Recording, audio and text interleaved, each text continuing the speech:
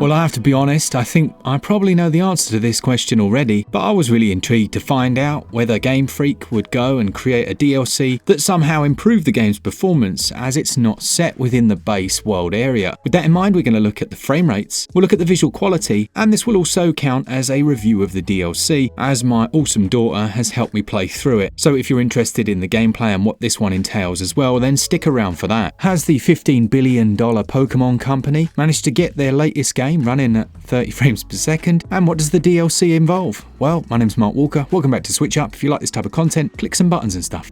Let's find out.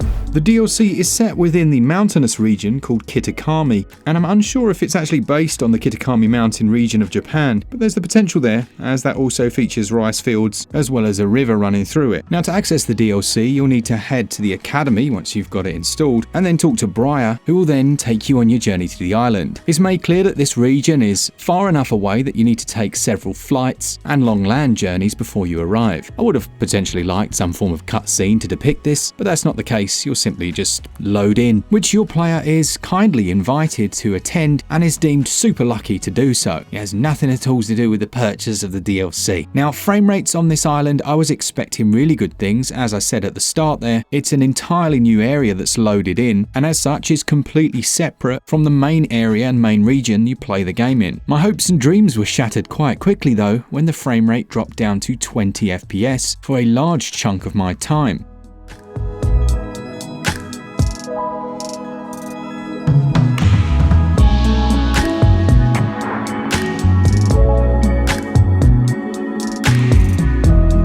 It's not to say it's significantly worse than the base game, but I have to be honest, I was quite shocked to find more areas where that frame rate would drop down to 20. I'd say the vast majority of your time it's around 25, sometimes up to a balmy 30, and look, we know this doesn't affect a lot of people in terms of their enjoyment, as we'll go into in the gameplay section of this review, but if like me you were hoping performance would be at least locked out at 30 frames per second within a brand new controlled area, well, you won't get it. You won't get it in docked, and you will not get it in handheld either. The same can be said for the frame pacing. This still hasn't been improved from the base game. You'll see lots of stutters, dips and drops, and generally a stuttery movement of the camera because the frame pacing is so poor. What Pokemon does still excel at though are the designs of the new Pokemon themselves. The animations, the look of them, perhaps the most important aspect of the game really. They look great. Perhaps a little more worryingly though, I have actually had a couple of crashes with the new DLC. Once it was installed and I restarted the game, it crashed straight away, and the other time it just randomly crashed while playing. For all its faults, I didn't have many crashes with the base version. Things like the scenery will still glitch in the distance, and you'll see Pokemon spawning incredibly close to the camera, particularly when you enter cave systems. The Teal Mask expansion does feature a few new areas within this landlocked region. The initial rice fields present a really nice impression, as do the orchards, the mountain tops, and that small town, which I believe is pronounced Masui. The design and layout is sensible enough, and you'll have access to a new map as well to help you navigate, with perhaps the most interesting area being the one that I don't really want to spoil because you've got to have some exciting things when you come into these, but it's located right in the center of the map.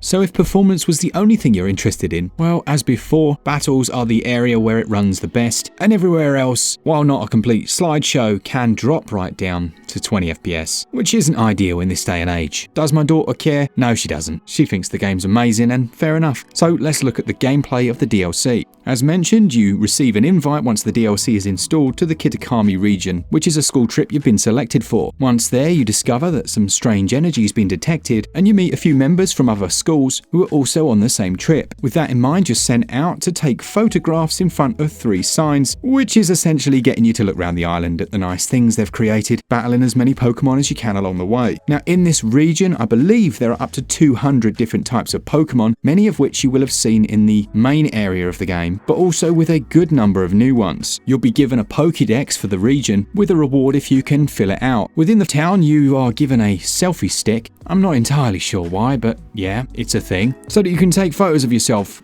again, but this time from a little bit further away. You can use that by pressing X. You'll soon learn of a mysterious character called the Ogre, and a storyline that's actually reasonably interesting. and not quite as straightforward as initially meets the eye. The DLC is surprisingly chunky, and if you want to find every Pokemon as well as all the secrets, I think you could easily plumb about 20 hours or more into it. Now, of course, if you've already got most of your Pokédex unlocked, then many of the ones in this region will already be unlocked within that Pokédex. And if you've linked your Pokemon home, then those which show up in previous games will also be unlocked, which again makes it a little easier. The DLC on the whole is interesting enough. There are some new costumes tied to a festival that's taking place, but there only being one small town is a little bit of a disappointment, considering that the other areas don't look too dissimilar from those you'll already have seen. With that said, it is nice to have some new Pokemon. The storyline is well handled and in keeping with the baseline game, but I'm very disappointed that they didn't go through the effort of improving performance. But interestingly, we've seen how well it can run when it's not on the Nintendo Switch. In fact, I think on PC you can get this up to 60 FPS, so certainly Nintendo will be looking towards the next console.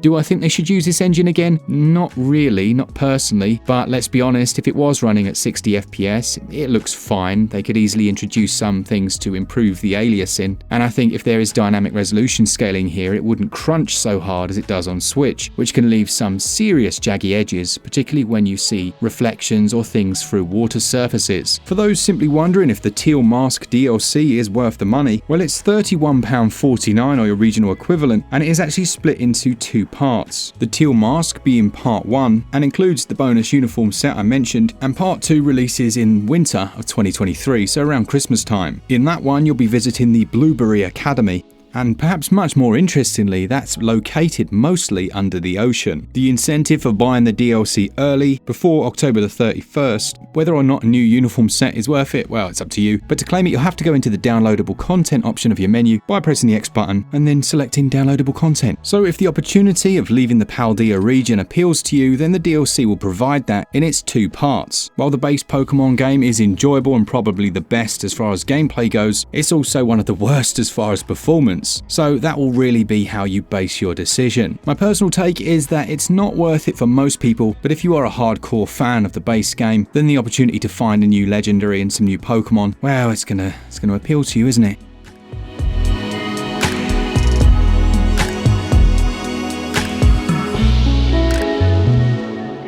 Let me know in the comments what you think of this one. Were you surprised, as I kind of was, that performance is as bad if not worse in this new DLC, or is it kind of what you expect these days? Thanks to all of you, to our Patreons, our members, and anyone that enjoys the content, and as always, for all things Nintendo Switch all the time, keep it Switch up. Cheers guys, see ya!